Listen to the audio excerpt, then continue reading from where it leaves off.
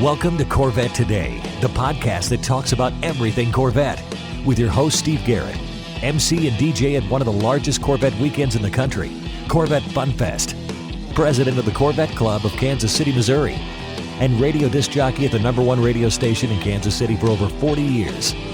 Here's Steve Garrett. Hey, thanks for listening to Corvette Today, the podcast that talks about everything Corvette. I'm your host, Steve Garrett. I appreciate you tuning in. You can listen to Corvette Today on all podcast platforms like iTunes, Spotify, Google Podcasts, iHeartRadio, Apple Podcasts, Anchor.fm, Pandora, Stitcher, Audible, and many more. You can also listen on your smart device. Just say, Alexa or Hey Google, play the podcast called Corvette Today, and you're connected. Also, visit the Corvette Today website. It's CorvetteTodayPodcast.com.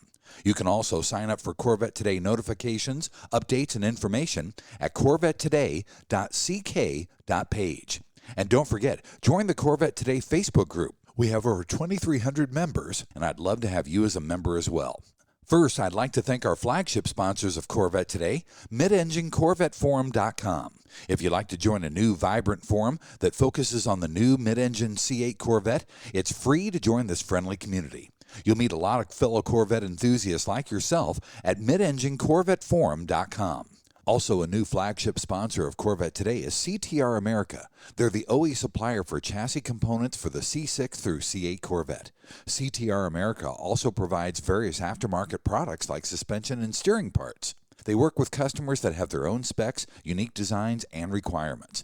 The CTR Enhanced R&D process provides cutting-edge solutions, superior quality, and lightweight yet functional products, including EV products. CTR has brought to the aftermarket the same know-how developed as an OEM supplier. Visit the CTR America website and learn more at aftermarket.ctr.co.kr. Another new flagship sponsor of Corvette Today is E-Tech. E-Tech is the expert and leader in custom flooring. Whether it's your garage floor, basement, patio, or front steps of your home, or a professional workplace, E-Tech is 4 times stronger than epoxy and comes with a 15-year warranty. There are hundreds of different patterns to choose from, and installation is completed in 1 day. You can walk on your floor in 24 hours. Call for a free estimate at 913-745-3732 or visit etechcustomcoatings.com. 913-745-3732 or etekcustomcoatings.com.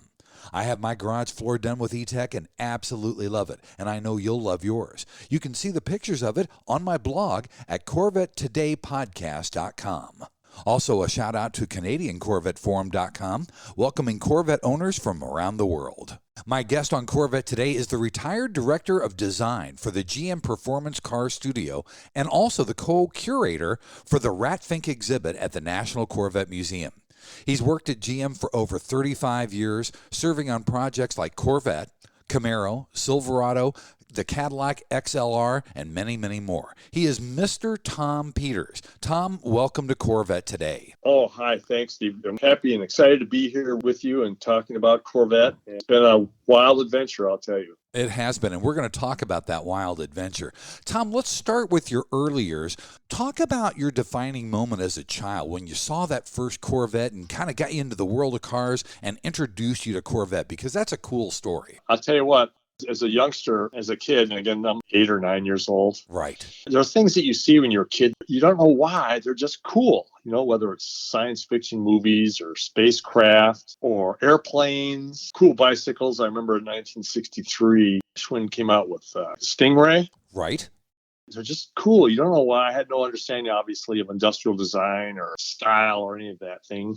But when things are intrinsically cool, especially as a kid, you just gravitate toward them, you know. So my first experience with Corvette was early, 3rd grade. I went to Deep Haven grade school right near Lake Minnetonka. I grew up playing hockey there a lot, and among other things, and baseball in that area. But at any rate, getting off the bus one morning, stepped off the bus with my pals and looked over, and it's like a silver spaceship landed. Now I know what it is. We rushed over to it. It said Stingray on the side. It was a silver split window. It was a dad dropping off his kid one morning. And that was an amazing experience. So every day we'd get off that bus. Sometimes we'd catch them. Sometimes we wouldn't. But more often than not, we would stand, just glare at this car while the kid gets out and then drive off. One morning, I remember getting off the bus, and you just inspect those cars. You're just all over trying to capture every detail. Right. And one morning, there's something different about the car. And looking inside, you know how it's got the two split IP with the cockpit, and then I remember seeing the radio. One thing you notice, that radio's kind of up on end. Like, that was very unique, and the kid picks up on that right away. It's like, wow, that is really cool. One morning, there was something different about it. I looked in on a closer inspection, and again, this is 1963. There was probably a 4-inch, 5-inch diagonal TV screen in the console, right in between there. I go, whoa! In that era, seeing a TV in a car, let alone a telephone or something. Right. Wild. This must be a different car, because one day you'd show up and the radio would be there. The next day you'd show up, that TV would be there. So I look back on it now, that guy had 2 of these cars. Maybe one was his wife's or something, or maybe he just had 2 of them. This guy had it going on. Silver cars, which is like the designer color. Exactly. And probably, if not the coolest cars on the planet, this guy was driving. He understood what was cool, but he was putting technology into these cars too that was very futuristic. And so you can imagine how impressionable that was on like a 8 or 9-year-old kid and his buddies, That's my first recollection of Corvette. And it was so exotic. Like I say, it was like a flying saucer landing from the future, and people stepping out of it. It leaves such a burning impression on it. Well, that's what got me into Corvette as well, Tom. That 63 split window was just revolutionary for me. And that guy had to be the coolest dad on the block for sure. He had to have been. I know you sketched a lot of things as a youngster. People, plants, animals, houses, but cars were your favorite. Now, in the 60s, muscle cars were really hot, and obviously Corvette was king. Talk about those early sketches and those developments at that point. Yeah, born out of that early recognition of cars, as you know, that was an explosive era of car design and performance. And when you think about it, when you look back, all that was going on, the whole hot rod scene, all that developing out of World War II, those guys making those hot rods out of P-38 drop tanks. As a kid, you don't really realize what's going on. You gravitate towards things that are cool and that capture your interest. And they're usually really flamboyant and colorful and almost cartoon-like. And if you think about that era back there, everything was going on at once. The music, the Beatles, the Beach Boys, the Kinks, the Stones, all that going on there. And then the cars, they had racing, had I'll call them proto-funny cars, those FX cars with the extended wheelbase. And right. And, kids are drawn to cartoon characters, things that are amplified. Right. Cars with the altered wheelbase, and they're jacked up, and some of them have blowers or stacks sticking out of the hood. Right. They have colorful graphics, and you think about all the candy apple paints and all that. As a kid that doesn't have his driver's license, how close can you come to them? And you look at Hot Rod magazine. I used to cover my walls with the posters of the center foldouts of the cars. So that, the music, the fashion. Planes, F-104 Starfighter. Can you think of a cooler name for an airplane? It was a great era to live in, wasn't it, Tom? It was super era. Again, I owe this to my mom and dad. My mom was an excellent artist. Fortunate for me, I think I got a few of those genes somewhere along the way. I drew everything, people, cars were my favorite, airplanes. You're just compelled to draw stuff, and work with your hands. And, all the model kits came out then, too. And that was another wonderful thing that you just evolve into to get close as you can to these cars that are happening. And I go right back to model building. Think about all the things you learn intrinsically or just without even realizing it. Packaging, graphics. Right. How parts are made. How they go together, painting, decals, you learn sensitivity and how to handle delicate things, different mediums, and then you understand the mechanics of how cars go together. Right. The drivetrain, what makes them go. All that I'm learning just by experiencing these scale models. And I can tell you, I can relate right back to those experiences to my professional career in the industry. Talk about the posters in Hot Rod magazine. There's probably 2 other components to that I can recall. One of those is Ed Big Daddy Roth. Yes. And his influence. And again, we talked about these bigger than life caricatures that were these race cars and all the hot rods and the custom cars of that era. But anyway, Ed Big Daddy Roth and the drawings that he did, you go into Hot Rod magazine, and sometimes you have this 2-page spread of all these T-shirt artwork. Right. And I used to copy those. I would inspect those microscopically because the images weren't that big, But I tried to teach myself how to draw, wheels and tires and different materials, the shiny paint, the body sides, the reflections, and the glass. And then, of course, the expressive engines and pipes and fire and burning rubber and smoke. Because, oh, my God, man, these are these bigger-than-life cartoon characters that just, as a kid, you gravitate towards, So that's how I kind of taught myself. I would try to emulate those drawings. And then take a step beyond that is I started coming across in Hot Rod magazines. And I think it was also New Car Preview would come out. And there were drawings by Harry Bradley. He was gone before I got to General Motors, but as a kid, I used to cut out his drawings, and they were a different level. There's something about his artwork. These cars were expressive.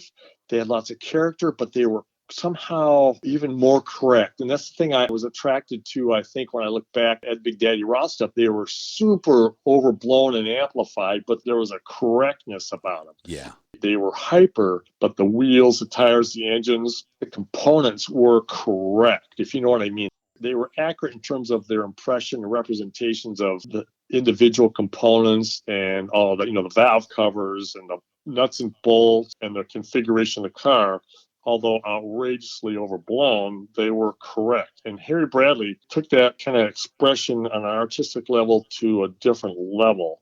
And he would do these custom cars, and then he would do the new car previews, but there was something about them, the way the reflections worked. They were so precise. Yeah, that was a great era. Yes, so I would collect all that. And that would influence my drawing. I would reference those, and again, I had no idea what design schools were I didn't even know what design was. I just knew that I loved cars. I loved drawing them. I loved building the models. It was just my life. When you started getting into college, you were already working on cars, right, Tom? Oh, yeah. Again, this goes way back to before I left Minnesota, Right. My Uncle Joni, he always had the best cabinet of tools. When we go down to visit, we'd spend time in his garage. He'd teach my brothers and I how to change spark plugs or check the filter, or he'd have us ride in the trunk or on the floor and listen for squeaks and stuff on a new car. Even maybe they didn't have squeaks. He's just wanting to get us involved, Yeah. Again, that's all we would talk about are these cars, these Corvettes and all these muscle cars and Camaros, Z28s and Super Bs, all that stuff were out there on the road, these bigger-than-life caricature cars. We grew up in the middle of that, and that just further fueled all this that we're talking about in terms of this enthusiasm around these cars for me, and just left these impressions that were just amazing that have carried me thus far through a lifetime of cars. It becomes more of the job. And I used to caddy. And I would hitchhike. Can you believe this? I would hitchhike to Minnetonka Country Club. Wow. One day I was hitchhiking home, and I saw in the distance 68, brand new Corvette. And I turned around and kept walking. I said, this guy's never going to pick me up. And I hear this boom come in right behind me. I turn around. Again, another spaceship landed, only this time to pick me up. Wow. This guy says, hey, kid, you want to ride? I said, oh, are you kidding me?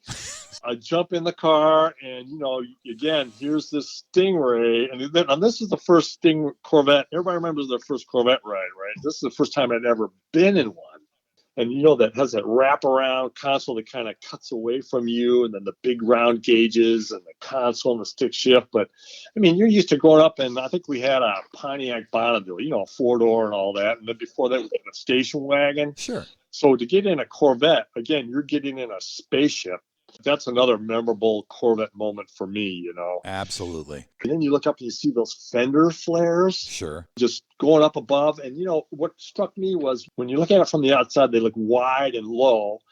But when you're actually sitting in the cockpit, it actually seems tight and kind of narrow and long. That hood projects out in front of you. Yes. It could be kind of this narrow, lean nacelle kind of rocket ship kind of feeling to it, again, spaceship. And it's like, oh my God, the sound of that motor and hood, him kind of looking over and kind of romping on it, watching for my reaction, was just hilarious. It was all just a wonderful scene back then. Absolutely. The 60s were a great time to grow up in. Talk about when you graduated the Art Center College of Design in California, because your time in college led you up to your job in GM. It did. Talk about how you got there. Well, I'll tell you how I got there. Moved from Minnesota, spent a couple of years in Kansas City area, and then my dad changed jobs and we moved down to Baton Rouge, Louisiana. Down in Louisiana, I'm probably 17. I graduated from high school there, so obviously I got my license and get my first car and all that. And that car, I learned to do two things. One was work on it mechanically, pull the motor out and all that. But two was learn how to paint, because I saw the movie California Kid. And to see those flames on that 32 Ford or 34, I forget what it was, but those black flames, oh my God, I said, I got to do that. So that, you can tie that right back into building models. So I got some spray cans out, some tape, some model paint. So the spray cans, laid out my first flame job on that car. Wow. That was my first kind of delving into full-size car stuff, transitioning from models. So I went to University of Southwest Louisiana to start with, and I was majoring in advertising illustration. I just knew I wanted to be in arts, or some kind of fine arts, but I knew you probably could make a lot of money in fine arts. So I did that, not knowing what industrial design was. And then the second year, I went to Louisiana Tech in Ruston, Louisiana, because it had a really awesome fine arts program. So I was up there. We were in class one day, and a guy sitting next to me, he had this orange, a square kind of a catalog thing he's paging through. And I'm kind of looking over at it and going, whoa, what is that? So what it was an Art Center catalog. And I open it up, and here are like power tools and futuristic cars and furniture, and it was an epiphany, Steve. It was like, this is exactly what I've been doing my whole life since I was a kid. It was all embodied in this industrial design school catalog that was Art Center, Right. I'm going to gather up all my stuff, and I'm going there. But you had to submit a portfolio for approval, so I couldn't wait to get home. And by that time, my dad had passed. So my mom's home, and she supported everything that I did in life artistically. I put together a portfolio, sent it out. I was accepted. That's the start of my career at Art Center. I had about a year there's worth of finances to make it happen. And my cousin David, he says, hey, you know what? When you go out there, stay with my buddies. We have a condo north of El Toro. So I walk in, and here's a pool table in the middle of the living room floor. And I remember this cool stereo, Bose stereo. So that started my California adventure and going to Art Center, which was amazing. And the other thing that I noticed before I decided to head out to California was I looked in the back of this Art Center catalog, and I looked at who the faculty was. And guess whose name was on the faculty? This is what cinched the deal for me. Who's that? Harry Bradley. Wow. He was a professor there. And as I mentioned, I had a binder full of all his artwork that I had collected since I was probably 13 out of the Hot Rod magazines or whatever magazine his artwork was in, Yeah. I'm going to go out there, and Harry Bradley, one of my gods, was going to be a professor out there, and hopefully I could take a class from him, That would be cool. And it was, because he was one of my instructors. And let me tell you, when I started those classes, and again, I was just shaking going into his class, I had to hold back tears. Talk about how you got your internship, because I know that you got it as a sophomore when traditionally it was for juniors and seniors in college. Yeah, it was a point of kind of desperation. As I mentioned, I had about a year's worth of finance, saved up a little bit of money. That college was a specialized college. It was very expensive. And by the way, I met who now is my wife at Art Center there, Carolyn, my lovely wife. I met her my second semester. I made a little money and went back for the second semester, and I knew I could only last maybe another semester or two. Then I'm either going to have to go to work or something's going to happen. And I knew they had these internships that they sponsored, the different companies, Ford and Chrysler and GM. And I knew I wanted to work for GM, Right. So I said, this is a do or die. Either I got to apply for this, or I'm going to have to go back to work. So I rustled up my portfolio and I submitted that. But lo and behold, they selected my portfolio to come and join them for their summer intern program that year. Wow. I couldn't have been more thrilled. And let me tell you, it was a lifesaver, not to mention going out there and experiencing for the first time this professional mecca of design and creativity that was the GM Tech Center. I'm going to go to the place where these were designed by these creative men and women. They've invited me to come and spend time with them in this hallowed space. It just blew my mind, and I'm sure I didn't even realize the importance or the significance of that experience, even though I was early 20s, Sure. And they were paying you to do it. And you get paid for going there and spending time with these incredibly talented men and women in this environment. It was mind-blowing. So what that did was really turn the tide for me. I didn't have to worry about whether I was going to buy food or magic markers or pencils. Right. So I could focus on my design when I came back, because not only that, I got a scholarship for the rest of my school career after that, And then the college also gave you the Lifetime Achievement Award for your contributions at GM. Talk about the Lifetime Achievement Award and the comments that Ed Welborn made for you. Yeah, oh my gosh. Well, at Art Center, going through that career and then being accepted and hired by General Motors, having a wonderful career, only to be acknowledged by this school that meant so much to me and created a life for me that was just magical. To come back and say, hey, we would like to honor you and what you've done. And again, you have to hold back tears when I think about what that meant, because it was a huge sacrifice for me to go out there. My family, mom supported me on that, and then to go through that, and you can imagine going through college and all the things you have to sacrifice and blah blah blah, the hard work and all that, and then your career.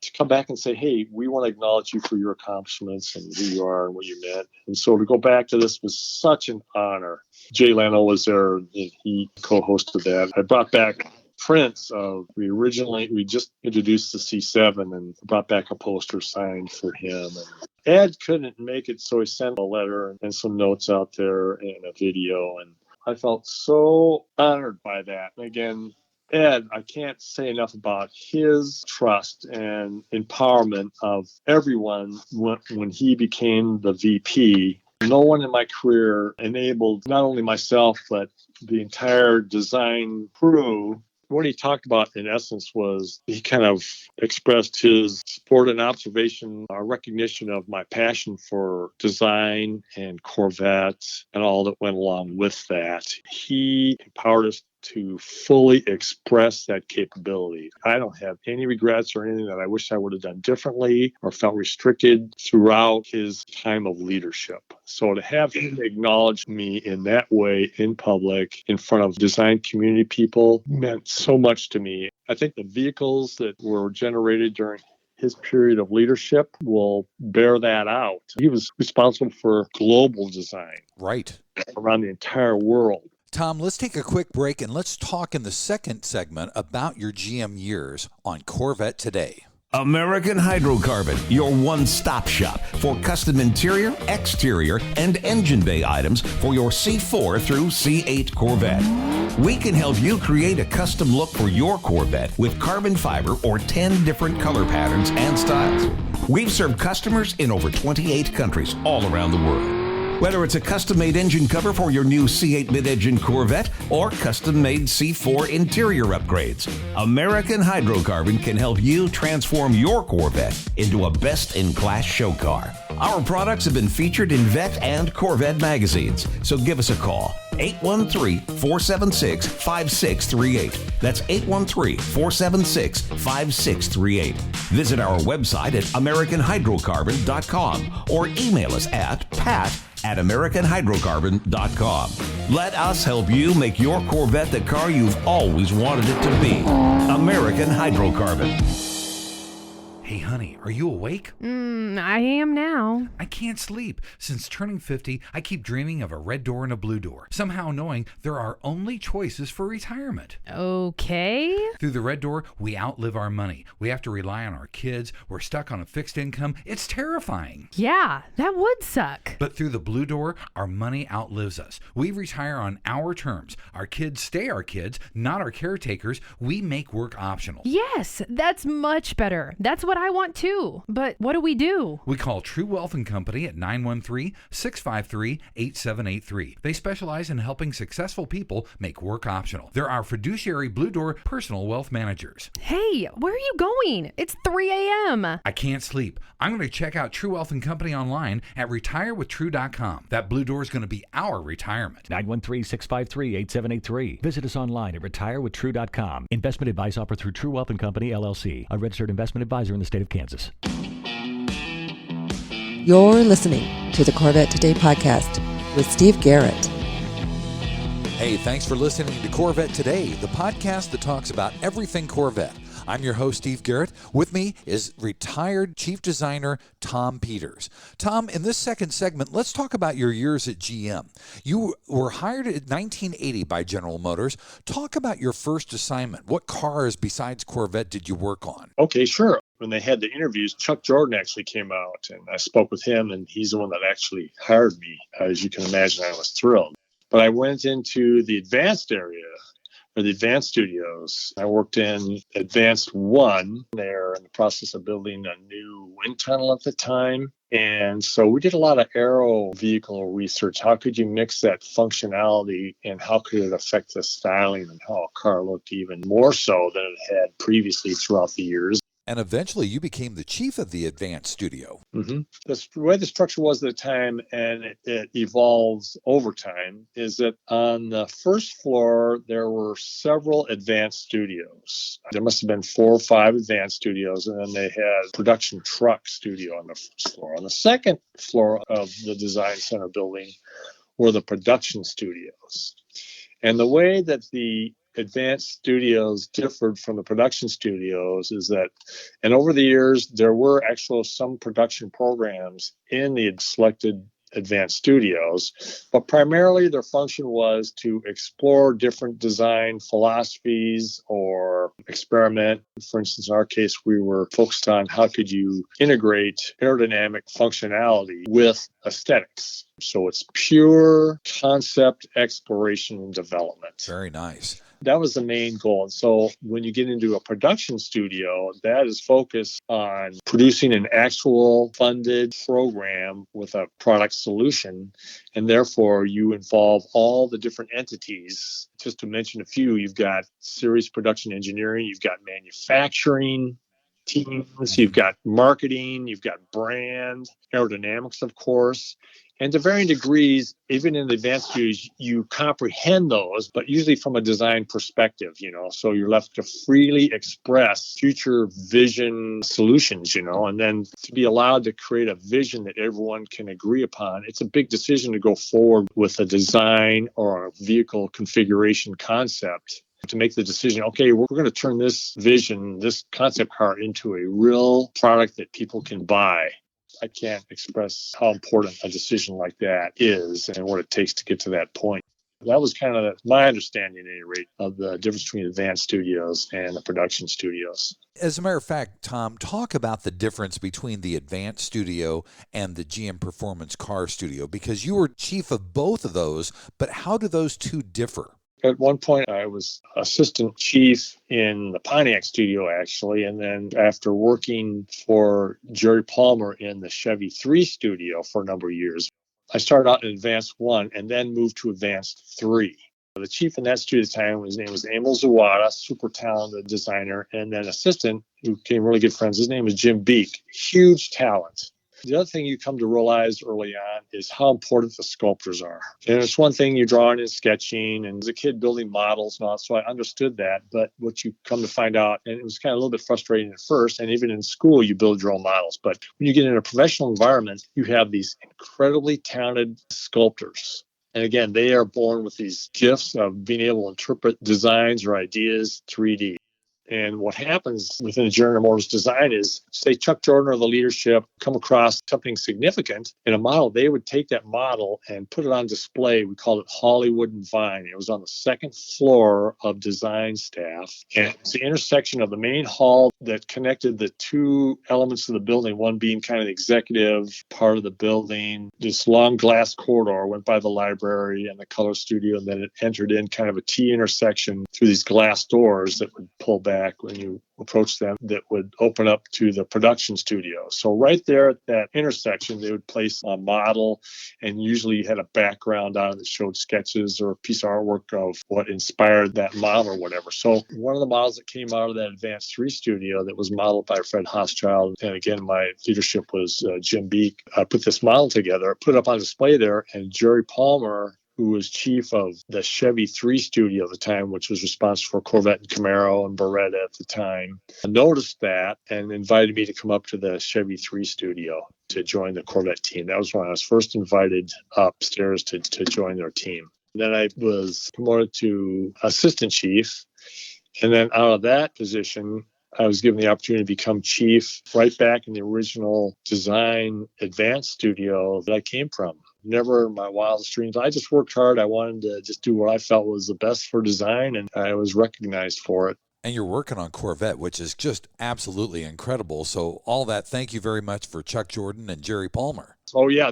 The first assignment I was really given in Jerry Palmer's studio really was born out of that model that Fred and I did in the advanced studio, evolved and influenced actually the Corvette Indy, which was my first assignment working under Jerry Palmer in that Chevy 3 studio. So imagine this. So here's this young kid, comes to work for GM, came from Louisiana, gets his design selected and pulled up to Chevy 3, and Chuck Jordan had seen in that model at that very time they wanted to do a design that highlighted and featured the Ilmor Indy 32 valve racing motor. That's where the Corvette Indy came from. So that little scale model kicked that off.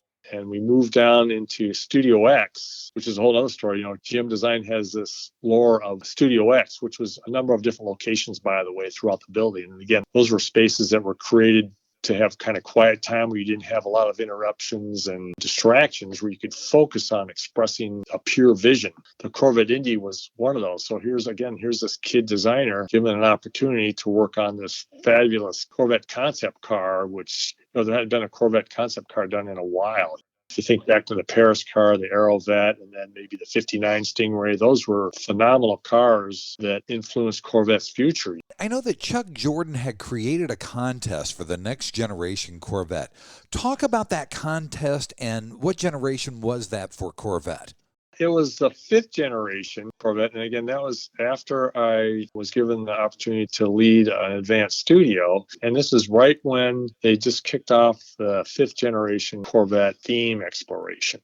And having had the background and done some of that Corvette Indy concept car and some other Corvette things, and while being in Chevy 3, it was natural for us to, Chuck invited my studio, and then obviously John did some exploration in the production studio, which was entirely responsible for the production version of the C5.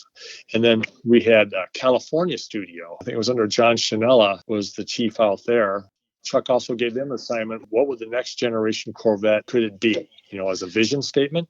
My studio, John's production Corvette studio, and then the West Coast was called ACC, Advanced Concept Center, out in California. They also developed one. And it all culminated with a show which happened, I want to say, late April. But at any rate, we pulled 3 cars together. John did a theme, and then I did a theme in the Advanced studio, and then the California studio. So I thought, what would be really cool is to have these models presented like an aircraft. I was thinking F-16. So I thought, maybe if I run by Jerry, say, give him an idea of how we could do this. And Selfridge Air National Guard Station is out here in Michigan, not too far from us. And it just so happened one of our aerodynamicists was a fighter pilot. I mentioned it to him, and he approached them. They said, yeah, we could probably work something out. So I don't remember the exact circumstances, but at any rate, it was approved that we could deliver some cars out there and stage them with an F-16 fighter. We wanted to have a special occasion to represent the next generation Corvette. And everybody knows how special that is to introduce a Corvette. So Chuck agreed to join us for that presentation without knowing what was really going to happen. So we hired a bus, and the team got aboard, and John's team, my studio team, and then the team from California flew out, and they had, they shipped the car out via truck, and those were all being transported and set up out at Edwards Air Force Base. And then so we picked up everybody at design, and then Chuck came aboard the bus, not knowing what was going on other than it was something about Corvette. He didn't know where we were going or anything. So you take a busy executive like that out without the knowledge of where he's going is kind of scary, you know. He went along with it. He knew it was going to be something good. We put a lot of thought into it. So we drove out, pulled in, and sure enough, we pulled onto the tarmac, and there was an F-16 with 3 cars covered with car covers. I'm looking at Jerry, and I'm looking at Chuck and the other leadership that were out there and taking valuable time out of their day. And you could tell they were like kids. They were smiling, and they were like, whoa, this is really cool. That's awesome. We unveiled them one at a time. I refer to John and my car. He had a black concept car that kind of inspired by GTP racing then. I did one that was kind of heritage inspired, but in a modern way.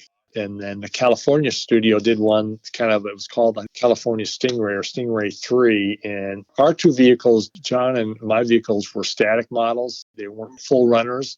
Where California, they have a little bit more freedom out there in terms of what they can do budget-wise and resource-wise. They actually did a running concept. Wow. And it was a V6 car that was smaller in size.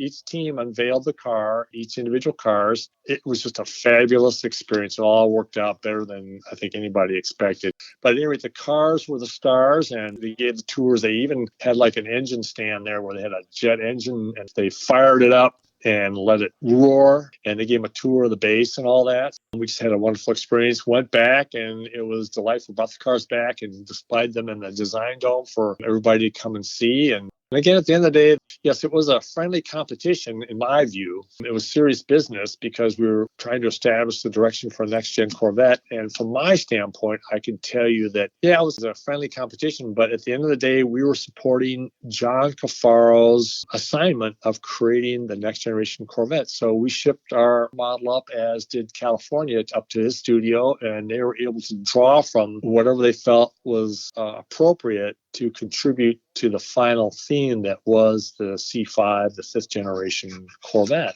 It can't be new just for difference sake. It's got to be new for significance sake. And what the history of Corvette has always been is this wonderful integration and combination of function and form. It had to be a beautiful dynamic sculpture, but it also had to perform spectacularly. The customer expects that. And even on another level is that it makes Corvette unique is that this is a serious high performance vehicle. It's beyond just a passenger car. We're talking today here, Steve. I still love the car. We talked about going back to when I was a very young childhood, and it's no different now other than I've had this experience. We have to understand the enthusiast and our customer, but you know what?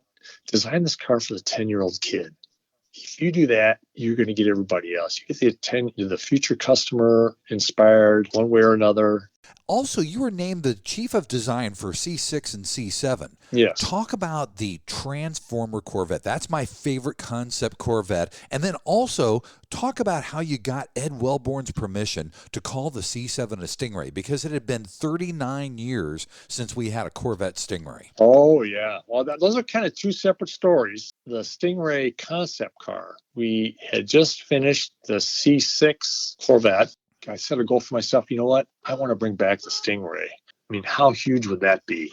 Because it had been gone for a while. And again, it's such a huge impression or character that Corvette owns. It means so much. It embodies so much imagery. So how cool would that be to bring that back? During the course of the C6, if you look at some of the development photos of the C6 in various magazines or publications or some of the historical data, you'll actually see on the front fender, you'll see little Stingray badges. And I remember during that time, I had sketched up a little what a new Stingray might look like, and then I gave it to our graphics department to kind of develop some badges. Right.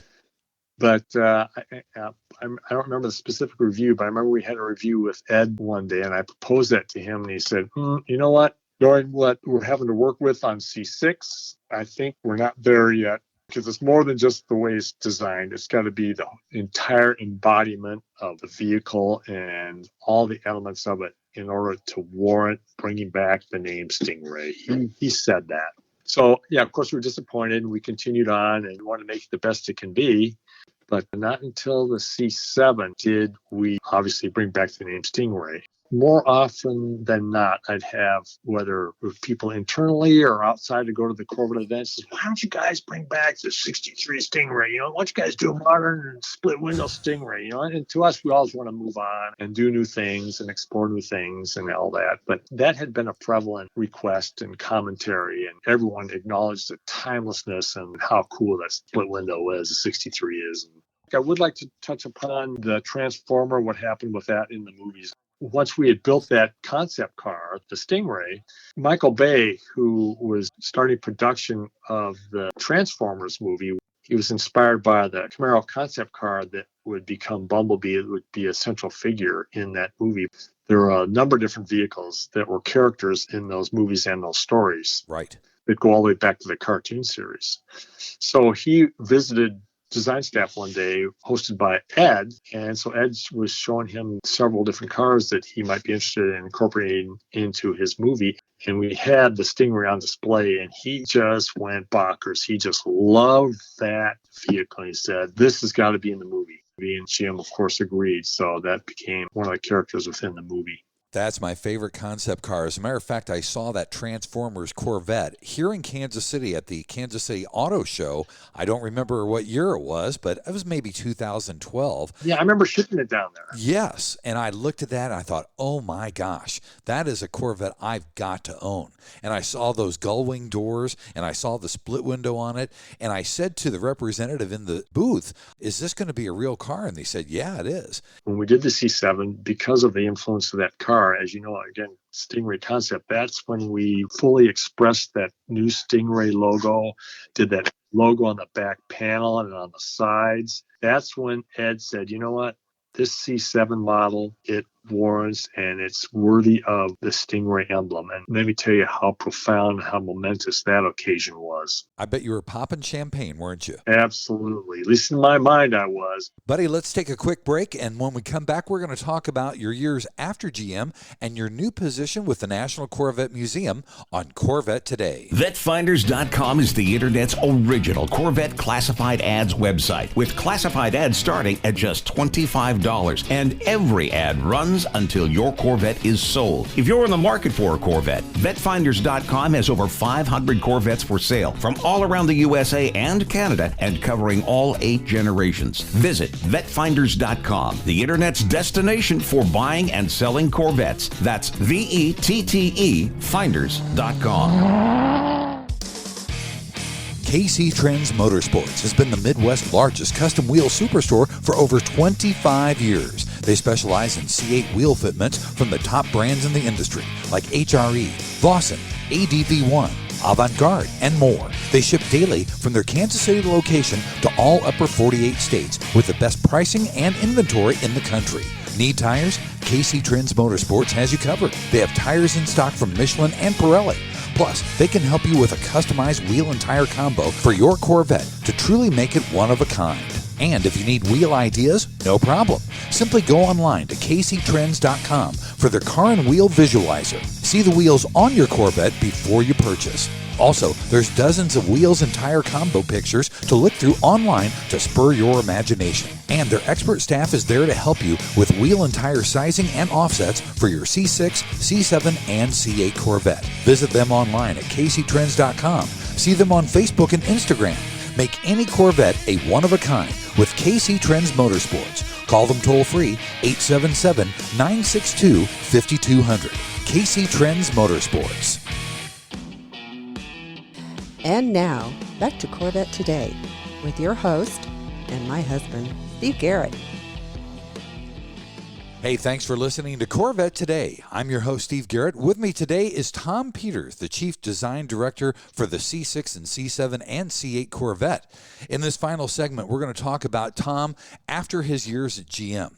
Tom, in 2019, you had the huge honor of being inducted into the Corvette Hall of Fame. Talk about that experience. That had to be phenomenal. You know, Steve, it was phenomenal. And again, all that we've talked about here, going all the way back when I was a kid, 9 or 10-year-old kid, to culminate a career with Corvette, let alone being hired by Design Center. And then to be honored in a way in the Hall of Fame at the Corvette Museum is an honor and just an experience that I still don't know if I fully comprehend how wonderful that's been.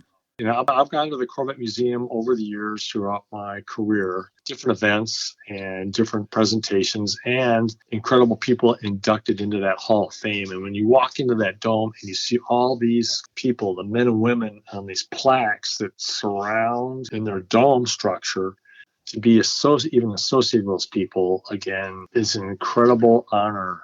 Having that nomination and then being inducted to the Hall of Fame there, the experience was kind of surreal. I equated to almost to being at a huge wedding because it's sort of a blur. You're inducted in, you have friends, family, colleagues during this event. It's just spectacular. And then to stand up and accept that offer and look out over this crowd of passion, enthusiasm, and talent and expertise, it rocks you back. I tell you, it really takes you back. I mentioned holding back tears a few times, and this was one I was like, I had to take a deep breath. They produce a video that kind of spans your career. Mark Royce, Jim Campbell came down there for that. Jerry Palmer, obviously. All those folks that were my mentors, those people, those individuals, men and women that meant so much to me and influenced me, inspired me throughout my career and my life. It's beyond words. I was speechless, and I owe so much to so many people. And this was an acknowledgement to that. And in fact, that I had an opportunity to thank them. Well, I saw the video and I saw your acceptance speech, and it was fantastic. It brought a tear to my eye as well, Tom. Talk about your new position with the National Corvette Museum. What is your job going to be there? Oh, yeah, that's exciting. Again, a continuation of honors. Derek Moore and the board of directors there invited me to join their team as a consultant curator for their exhibits. I didn't hesitate. I said, absolutely, because in my mind, I see that, again, as an opportunity to give back and to continue to contribute to this entity, this wonderful thing that is Corvette. And you were able to co-curate the Ratfink exhibit that was at the National Corvette Museum. That had to be a blast. Oh, that was so much fun because, among all the influences that we talked about here, Ed's artwork played such an important role. So I've had dialogue and contact with the Roth family. They are just such wonderful people. They were so willing and able to contribute and be part of this exhibit. They contributed a lot of the memorabilia, stuff that was significant in his life, his development, even elements of his shop. Obviously, a lot of the cars that he had worked on over the years. So that all culminated in this fantastic display at the Corvette Museum, which was, I think, one of their most recent big events. And you're going to be working with curator Derek Moore from the National Corvette Museum. Derek has been a guest on the Corvette Today podcast. What have you two talked about as far as future exhibits and educational experience for the museum? Well, again, what I can tell you is that it's going to have a bright future. And again, it's just building on this growing enthusiasm from around the world towards Corvette and all the men and women, the people that are behind it and develop it, that are all part of it, whether creating the car or racing or enthusiasm or enthusiast events. We want to build upon that and keep it relevant.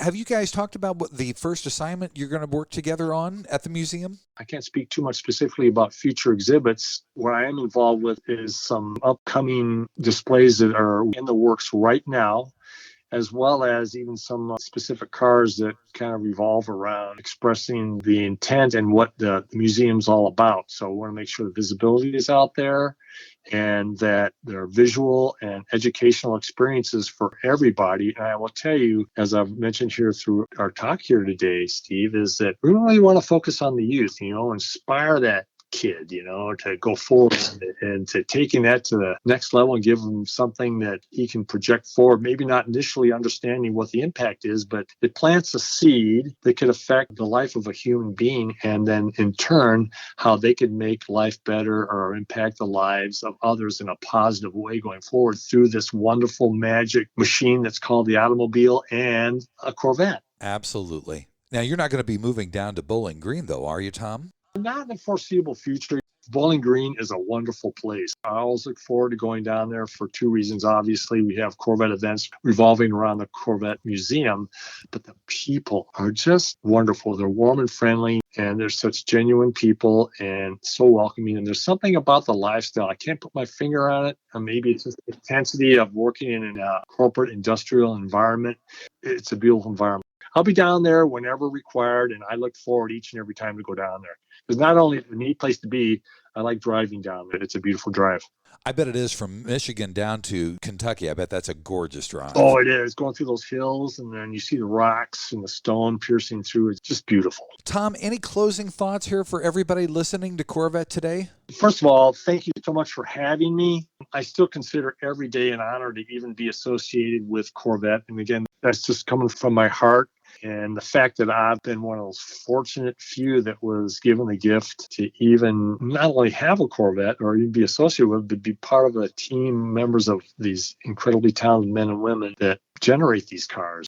I feel compelled to give back, to contribute back what each and every one has contributed to my life to allow me to have that experience with Corvette. I look for opportunities to give back, whether it's through organizations in Minnesota where I grew up with new friends and friends I've had since I was 10 years old, to the Corvette team, and then obviously the Corvette Museum, the amazing adventure that is Corvette.